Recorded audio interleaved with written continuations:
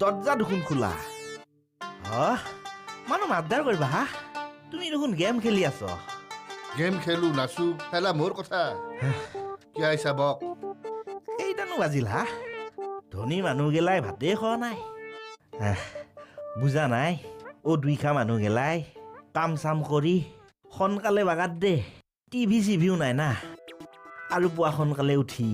কামতো যাবাৰ হয় না সেয়েহে ধনী মানুহ গেলাই টিভি চাই ফেচবুক টিপি ভাত খাওঁতে 11টা 12টা বাজে